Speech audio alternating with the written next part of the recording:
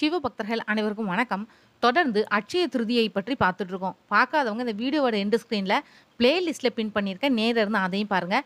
இன்றைக்கி அட்சய திருதியையோட சிறப்புகள் என்னங்கிறத பற்றி தான் பார்க்க போகிறோம். அட்சயம் அப்படின்னா வளர்றது, பெருகிறதுன்னு அர்த்தம்.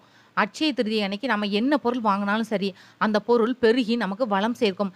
குறைவில்லாத செல்வத்தை அள்ளித்தரக்கூடிய திருநாளாக அட்சய திருதியை பார்க்கப்படுது. தர்மர் சூரிய பகவானை வேண்டி அட்சய பாத்திரம் பெற்றதும், மணிமேகலை அட்சய பாத்திரம் பெற்றதும், இவ்வளவு ஏன் சிவபெருமான் அன்னபூர்ணி தாயார்கிட்ட தன்னோட பிச்சை பாத்திரம் நிரப்புற அளவுக்கு உணவை பெற்றதும் இந்த நாளில் தான்.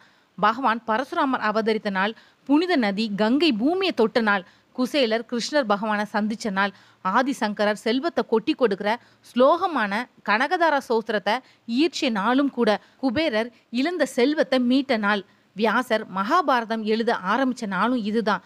அன்னைக்கு செய்ய வேண்டிய என்னது அப்படிங்கிறத பற்றி பார்ப்போம். இந்த நாளில் தங்கம் மட்டும் வாங்காமல் உப்பு, அரிசி, ஆடைகள் மற்றும் விலை உயர்ந்த எந்த ஒரு பொருளை வாங்கினாலும் சரி, அது பல மடங்கு பெருகும் அப்படின்றது ஐதீகம்.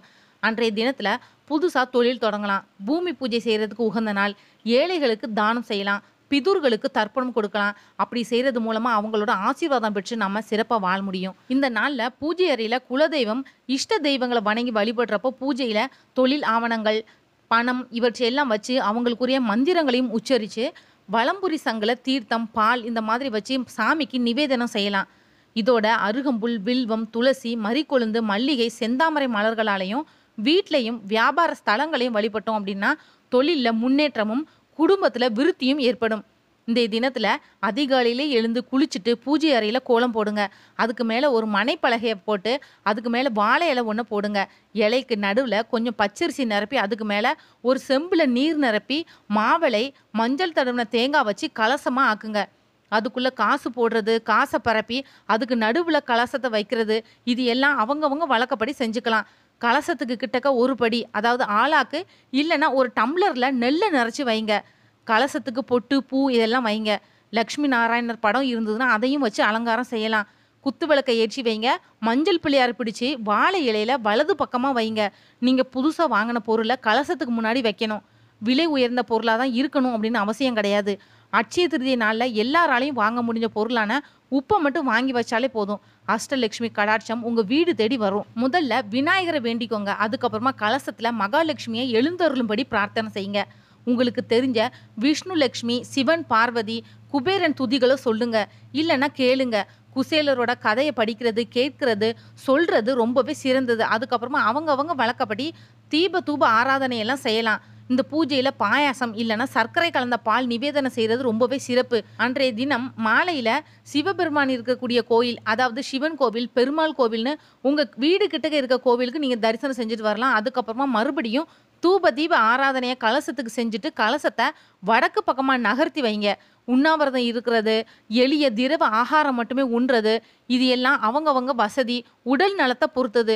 கலசத்தை நகர்த்துறது விரதத்தை நிறைவு செய்துட்டு தான் அர்த்தம். பயன்படுத்தின அரிசி, கலச தேங்காய் மற்ற பொருட்களை வீட்டு உபயோகத்துக்கு நீங்கள் பயன்படுத்திக்கலாம். அட்சய திருதியை விரதம் இருந்தால் என்ன பலன் கிடைக்கும் அப்படின்றத பற்றி பார்ப்போம். அட்சய திருதியை நாளில் விரதம் இருக்கிறது, பூஜைகள் செய்கிறது, புதுசாக பொருட்கள் வாங்குறது, இது எல்லாத்தையும் விட முக்கியமானது தானம் கொடுக்கறதும் முன்னோர்களோட கடன்களை செய்வதும் தான். இல்லாதவங்களுக்கு உங்களால் இயன்ற அளவுக்கு உதவுவது, இது எல்லாத்தையும் விட தர்ம தேவதையோட அருள் பெற்று புண்ணியங்களை சேர்த்து கொள்ளலாம். திருமகள் அம்சமாக நல்ல மனைவி அமையணும்னு நினைக்கிறவங்க, அவங்களுக்கு நல்ல மருமகள் வர விரும்பக்கூடிய பெற்றோர்கள் அட்சய திருதியில் திருக்கோவிலில் வச்சு பெண் பார்க்கக்கூடிய வைபவத்தையோ நிச்சயதார்த்தத்தையோ நடத்துனீங்க அப்படின்னா விரும்பினபடி மணமகள் உங்களுக்கு அமைவா. அட்சய திருதி அன்னைக்கு என்ன செய்யணும் அப்படின்றத பற்றி பார்ப்போம். இந்த நாளில் வாங்கப்படக்கூடிய எந்த பொருளும் வீட்டில் குறைவின்றி நிறைஞ்சிருக்கும் அப்படின்றது நம்பிக்கை. அதனால தான் இந்த நாளில் எல்லாருமே தங்கத்தை வாங்குறதுக்கு விரும்புகிறாங்க. ஆனால் இவ்வளவு விலை உயர்ந்த பொருளை எல்லாராலையுமே இந்த காலகட்டத்தில் வாங்க முடியாது. அதுக்காக மனம் கஷ்டப்பட வேண்டாம். நம்ம வீட்டுக்கு ரொம்ப உபயோகமான பொருட்களை வாங்கி நம்ம பலன் அடையலாம்.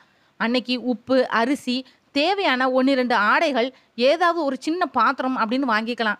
எப்படியும் நம்ம மாதம் மளிகை பொருட்கள் கூட வாங்கி தான் ஆகணும்.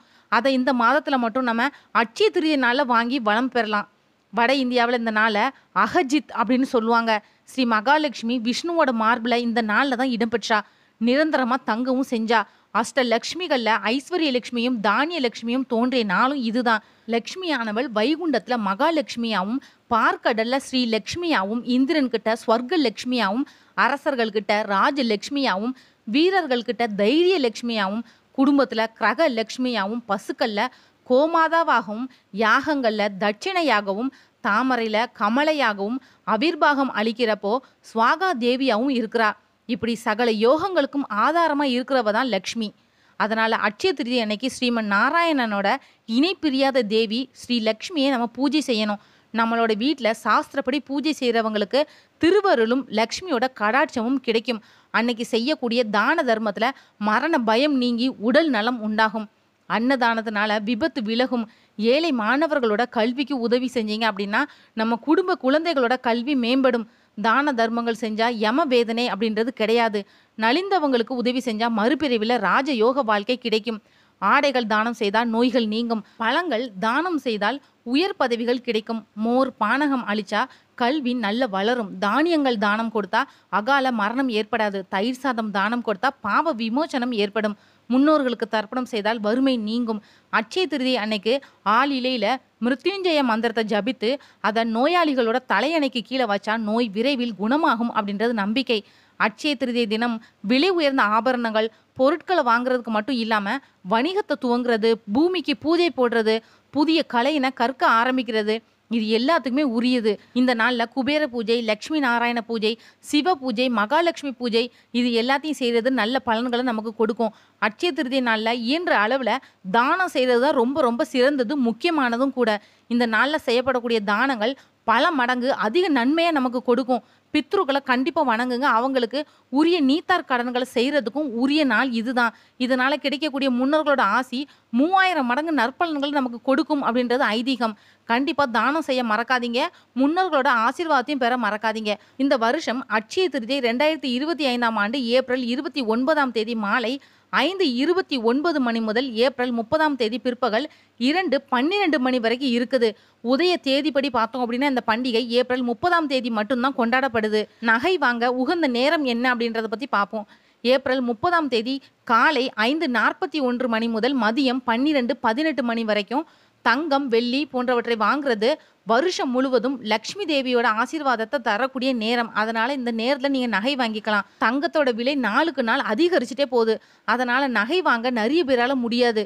வெள்ளி விலை குறைவு தான். அதனால அதற்கு மாறா வெள்ளியை நீங்க வாங்கிக்கலாம். ஏன்னா வெள்ளியும் லக்ஷ்மி தேவியோட தொடர்புடையதுதான். பண்டைய காலங்கள்ல தங்கத்துக்கு பதிலாக வெள்ளி பாத்திரங்களை சில வச்சிருக்கு பயன்படுத்தி இருக்கிறாங்க. இத்தகைய சிறப்பு கொண்ட வெள்ளி பொருட்களை நீங்க வாங்கினாலும் கூட ஐஸ்வர்யம் பெருகும்னு சொல்லப்படுது. இது ரெண்டுமே வாங்க முடியாதவங்க உப்பு வாங்கி வழிபடுங்க. மகாலட்சுமியோட அருள் பரிபூர்ணமா உங்களுக்கு கிடைக்கும். அட்சய திருதி அன்னைக்கு என்ன வாங்கினாலும் பெருகும் அப்படின்றது நம்பிக்கை தான், நான் இல்லைன்னு சொல்லலை. தங்கம், வெள்ளி வாங்கணும்னு நினைக்கிறவங்க வாங்கிக்கலாம். ஆனால் முக்கியமானது என்ன செய்யணும் அப்படின்னா பித்ருக்களை வணங்குறது, தானம் கொடுக்கறது, உப்பு வாங்கி வீட்டில் வைங்க. இதுவே போதும். மகாலட்சுமியோட அருள் உங்களுக்கு பரிபூர்ணமாக கிடைக்கும். இந்த வீடியோ உங்களுக்கு பிடிச்சிருந்தா மற்றவங்களுக்கும் ஷேர் பண்ணி விடுங்க. நிறைய பேர் சேனலை சப்ஸ்கிரைப் மட்டும் பண்ணிடுறீங்க. பெல் ஐக்கான்னு ஆள்னு கிளிக் பண்ணால் மட்டும்தான் நான் போடுற வீடியோ உங்களுக்கு நோட்டிஃபிகேஷன் வரும். அப்போ தான் நீங்களும் தொடர்ந்து வீடியோவை பார்க்க முடியும். மற்றும் ஒரு நல்ல தலைப்பில் நான் உங்களை சந்திக்கிறேன். நன்றி.